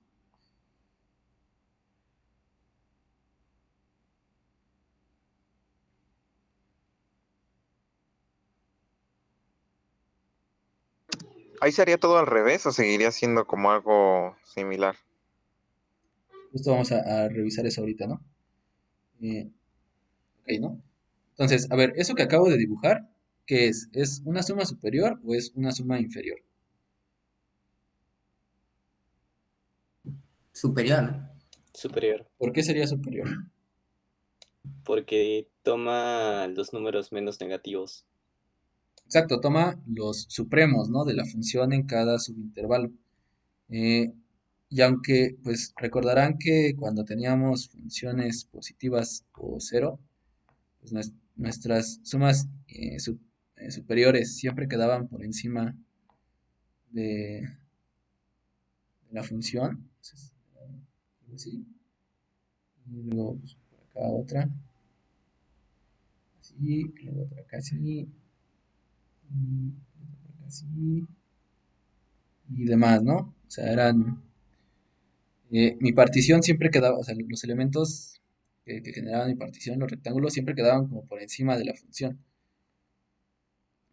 Para el caso de funciones negativas, pues pareciera que o sea, los rectángulos quedan dentro, eh, bueno, aquí de hecho estoy mal, ese estaba, más bien sería este,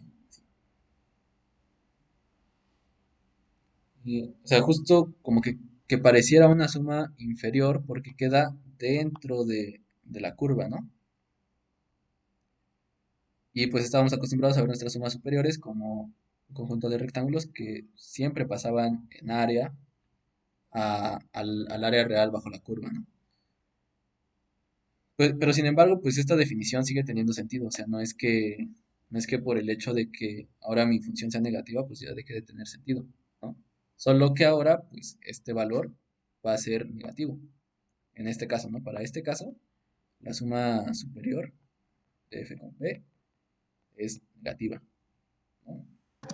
Oye, y por ejemplo, en ocasiones ya es que tomamos como sumas inferiores y así, ¿no? Ujú. Entonces, por ejemplo, una suma inferior en una función mayor o igual a cero vendría siendo el equivalente a una suma superior en una función negativa, o siguen siendo como lo mismo. No es que sean equivalentes, sino que más bien a la hora de tratar de verlas, como que pareciera que cambiaron de sentido, ¿no?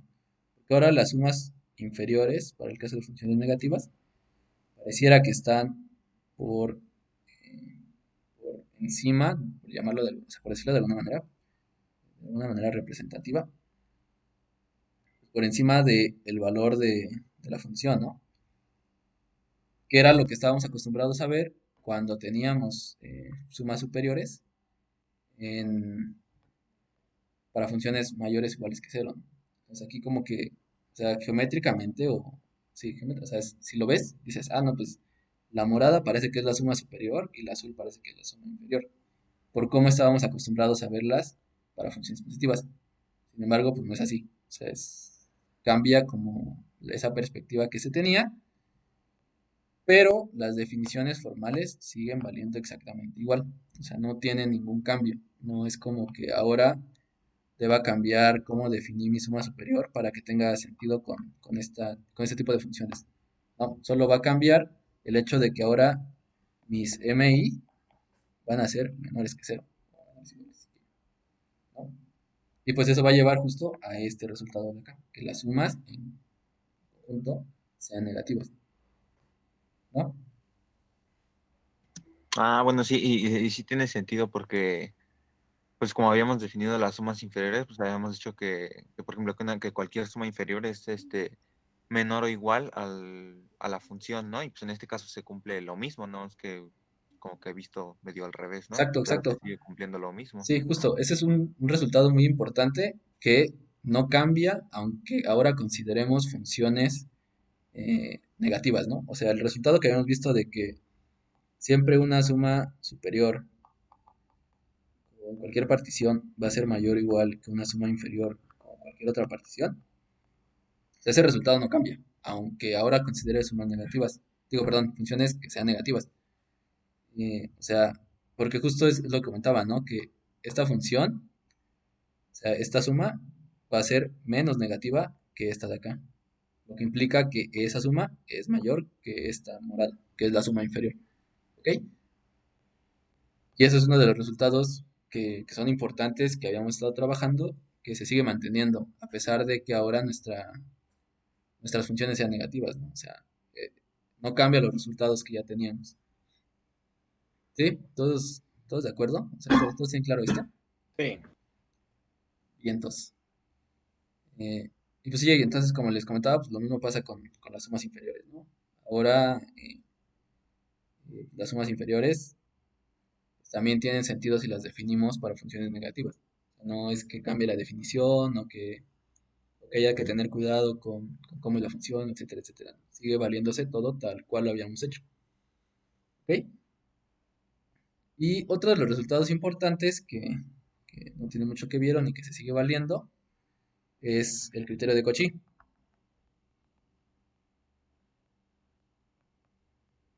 Que ese sí es uno de los resultados más importantes de esta primera parte del curso. Y lo es porque pues, nos dice cuándo una función es integrable. Y pues sí, entonces, precisamente, o sea, ¿qué nos dice el criterio de Cauchy? A ver, alguien que me diga qué nos dice el criterio de Cauchy.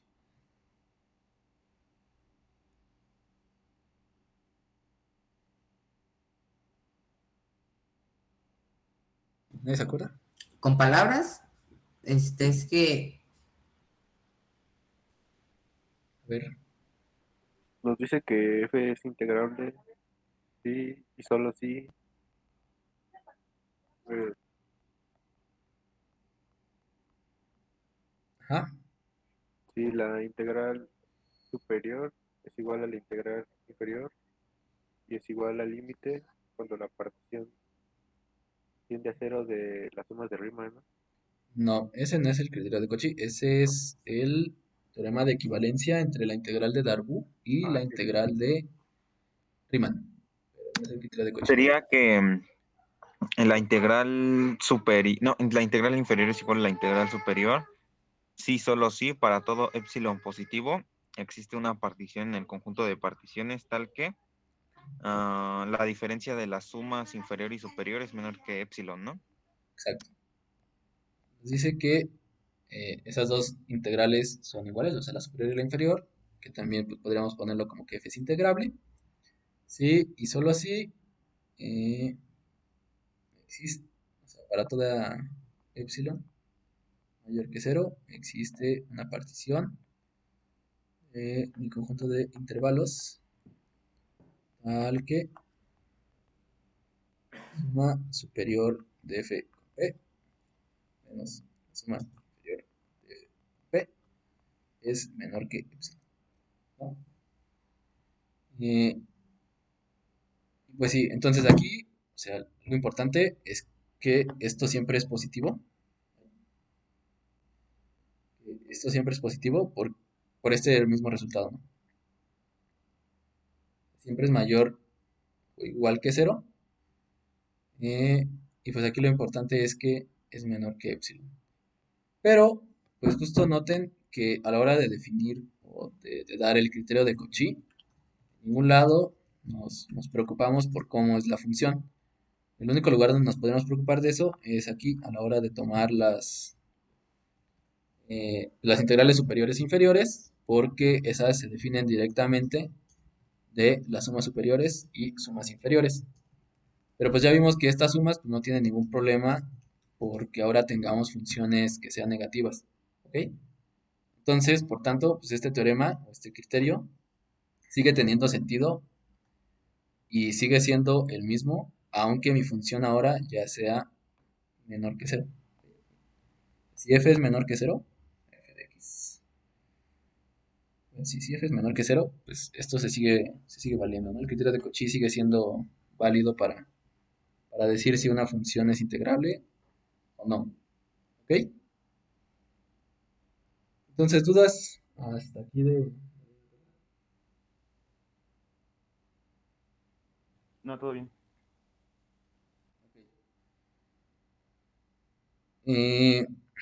Bueno, igual piensen esta parte de las funciones negativas y pregúntense si alguna de las cosas que han visto se vería afectada, ¿no? O sea, traten de revisar cada teorema o cada definición que han visto y vean cómo cambiaría o si es que cambiaría el hecho de que la función ya no sea positiva, ¿no? O sea, que pueda ser negativa. En principio no van a encontrar, o sea, ningún problema. Cualquier definición que tengan puede seguir aplicando y cualquier resultado igual va a seguir aplicando.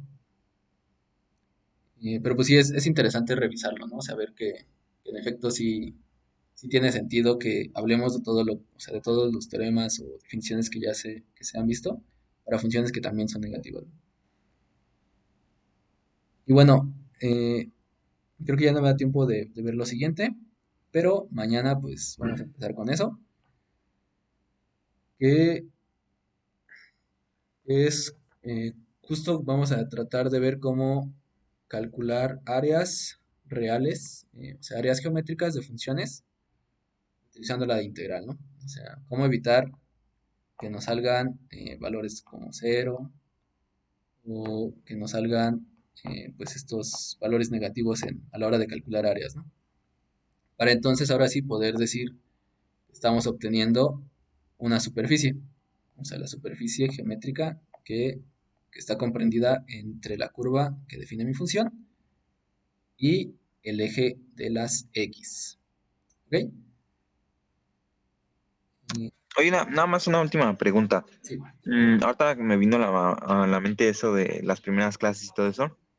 Y no recuerdo si fue contigo o con Marco que habíamos visto como lo de que las áreas no las habíamos como tal definido formalmente, ¿no? Pero ahora que ya tenemos la definición de integral y todo eso, ¿podemos usar como la integral como la definición formal de área o todavía no? Todavía no, porque pues salen estos errores, ¿no? O sea, estas cosas, como las áreas negativas, pues, si tú usaras la definición de integral que tenemos hasta ahora para calcular áreas o para decir que eso es el área, pues tendrías que explicar que es un área negativa, ¿no? Sí, poder entender qué es un área negativa o qué significa que un área sea cero. Cuando tú geométricamente ves que esa área, pues no tiene nada que ver con cero, ¿no? Tú esperarías que el área fuera un número real y que además fuera positivo, porque pues todas las áreas son positivas, ¿no? O sea, hablar de áreas negativas es un poco extraño.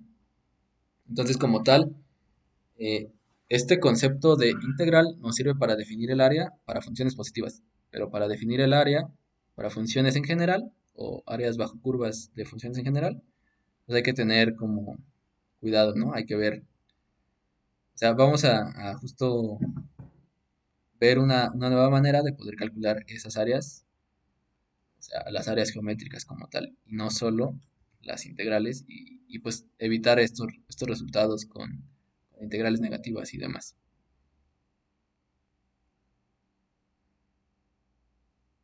Ok, muchas gracias. Sí. ¿Alguna otra duda? De cartón.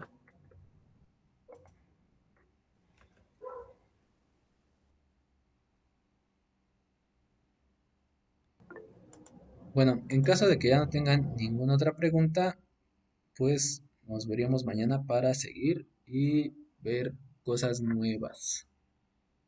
Entonces, mañana es contigo, ¿verdad? Sí, mañana mantendrás conmigo. Ok, Vale. gracias. Gracias. Una Gracias. pregunta, don Pues hasta Alfonso. mañana. Gracias. Muchas gracias. Adelante con la pregunta.